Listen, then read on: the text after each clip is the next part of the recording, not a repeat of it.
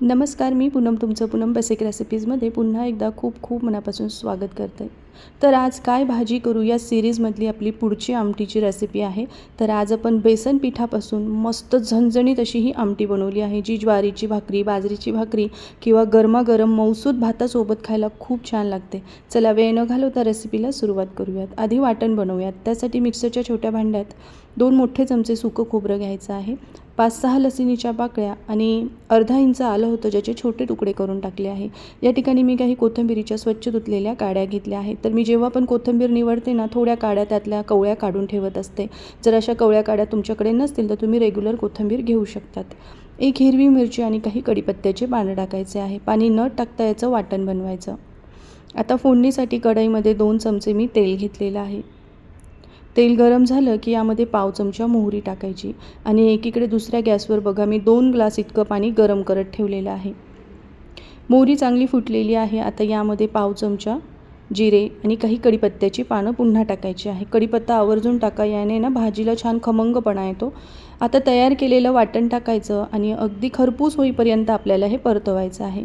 तर आज काय भाजी करू या सिरीजमध्ये अनेक आमटीचे प्रकार मी तुमच्याबरोबर शेअर केले आहे. तुम्ही आपल्या पूनम बेसिक रेसिपीवर जाऊन प्लेलिस्ट चेक करू शकतात. म्हणजे कधी तुम्हाला प्रश्न पडला ना तर तुम्हाला खूप जास्त ऑप्शन मिळतील.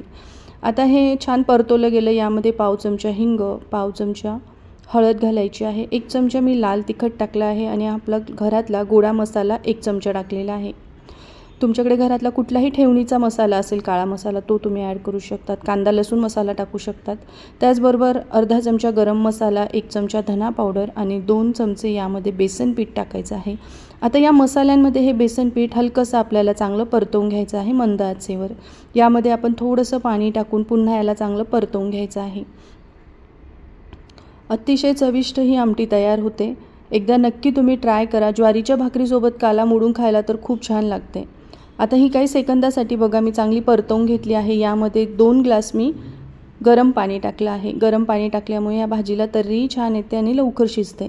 आता यामध्ये एक महत्त्वाची टीप म्हणजे जे आपण बेसन पीठ टाकलं आहे ना, याच्या थोड्याशा गिठोळ्या होण्याची शक्यता असते. त्यामुळे याला एकदम व्यवस्थित असं मिक्स करून घ्यायचं आहे चमच्याच्या साहाय्याने.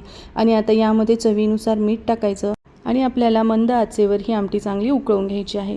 तुमच्याकडे जर घरामध्ये शेव असेल ना, तर थोडीशी शेवभाजी उकळल्यानंतर टाकली ना, तर अगदी शेवभाजी खाल्ल्याप्रमाणेच तुम्हाला ही आमटी लागेल.